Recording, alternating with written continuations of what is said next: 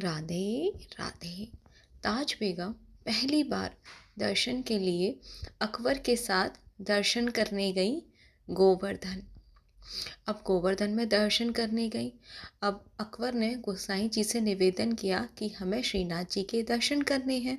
तो गोसाई जी बोले, हमारे मंदिर का विधान है कि वैदिक हिंदू ही दर्शन कर सकते हैं, और आपको दर्शन करनी है तो मंदिर के पास एक खिड़की है, वहाँ से आपको दर्शन करा देंगे।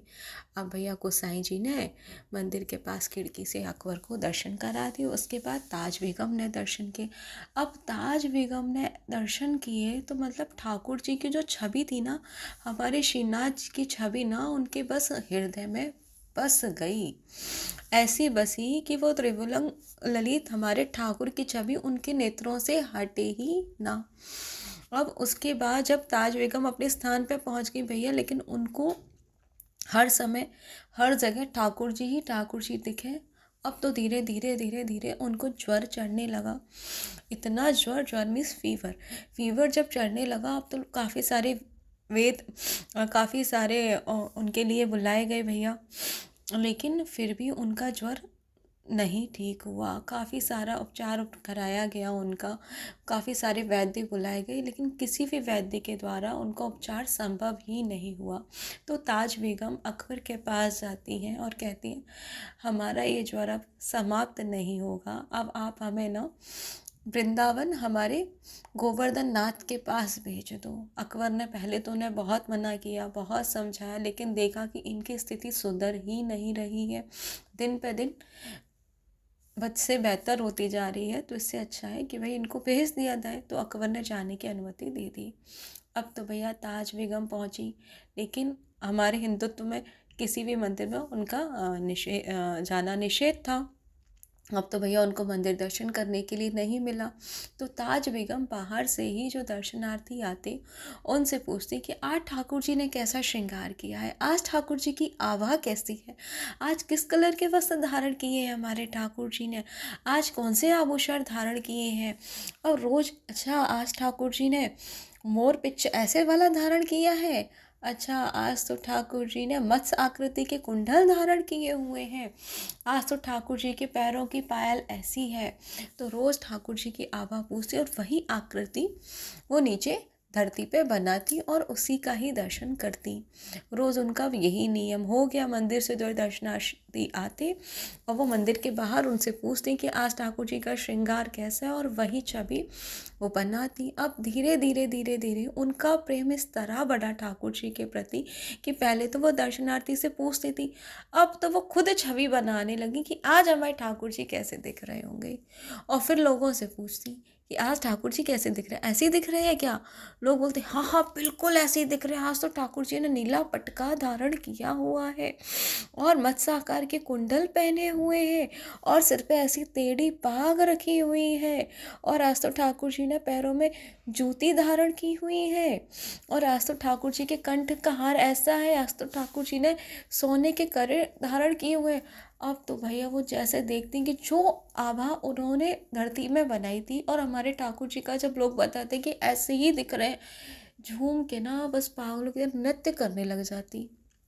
उनका ठाकुर जी के प्रति ये प्रेम समर्पण ना दिन पर दिन बढ़ता ही रहा भैया। अब तो ठाकुर जी मतलब सोचो कि उनके मन में ठाकुर जी स्वयं आने लगे कि जो श्रृंगार ठाकुर जी स्वयं कर रहे हैं हमारे श्रीनाथ जी, और वही उसी रूप में वो उनको पहले ही दिख जाते थे कि आज मैं ऐसा श्रृंगार धारण करके बैठा हूँ।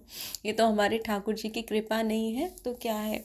तो हमारी ताज बेगम का एक पद है जो कि उर्दू भाषा में है, सुनो दिल जानी मेरे दिल की कहानी, तेरे हाथ हो बिकानी बदनाम भी सहूंगी। सुनो दिल जानी मेरे दिल की कहानी, देव पूजा ठानी मैं नवाज हूँ भुलानी, तजे कमला पुराण तेरे गुणन रहूंगी मैं। सुनो दिल जानी मेरे दिल की कहानी, नंद के कुवार कुर्बान तेरी सूरत पे नंद के कुंवार, कुर्बान तेरी सूरत पे हूँ तो मुगलानी पर हिंदुआनी रहूंगी। सुनो दिल जानी मेरे दिल की कहानी, सुनो सावला सनौना सिर ताज सिर कुल दिए, तेरे नेह दाग मैं निदाग ही रहूंगी। सुनो दिल जानी मेरे दिल की कहानी। और अब तो वो ठाकुर जी के प्रेम में इस तरह के पदों की रचना, मतलब जो जो वो महसूस करती थी वो उनके लिए लिखने लगी। और आपको पता है जब उनके मतलब उनका अंत समय आया तो उस दिन मतलब वो ठाकुर जी के दर्शन, वो उनको कैसा दर्शन हो रहा था कि मतलब ठाकुर जी के भैया आज तो नंद बाबा गुलाल उड़ा रहे हैं, और है ना यशोदा मैया भी गुलाल उड़ा रही हैं, और है ना हम, और उनको कहीं भी ना ठाकुर जी नहीं दिखे। उन्हें पूरा वृंदावन का दर्शन हो रहा है कि वृंदावन कैसा दिख रहा है, आज होली है, होली के दिन की बात है, और कहीं उनको ठाकुर जी की आभा नहीं दिखे। और जब ऐसे ही उनके प्राण निकलने से पहले बस उनको क्या दिखा कि ठाकुर जी गोपियों के साथ बैठे हुए हैं और उनने ऐसा मोर पिछ धारण किया है, वहीं लिखते लिखते उनके प्राण निकल गए।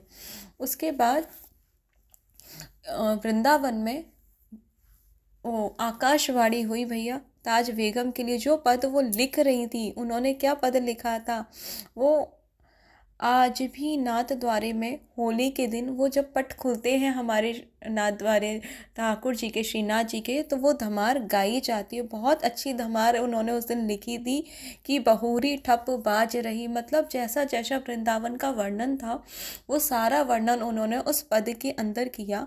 और लास्ट में वृंदावन के अंदर भविष्य आकाशवाणी हुई कि नित्य आवत ताज के प्रभु गावत गीत धमाल में, क्योंकि उन्होंने बहुत सुंदर एक प्रसंग लिखा था, वो अभी मुझे एग्जैक्ट नहीं पता, लेकिन जब भी वो पद मुझे पूरा मिलेगा तो मैं बताऊंगी। तो हमारी ये इन्फॉर्मेशन अच्छी लगी है तो हमारे साथ जोड़े रहिए, बने रहिए। तो ठाकुर जी के प्रति प्रेम भाव मतलब कोई भी किसी को भी हो सकता है, बस हमें उनके प्रति अपना प्रेम भाव कब हो जाए हमें पता ही ना चलेगा। हमारे नंद के कुमार हैं ही ऐसे प्यारे। तो सभी को प्यार भरा राधे राधे।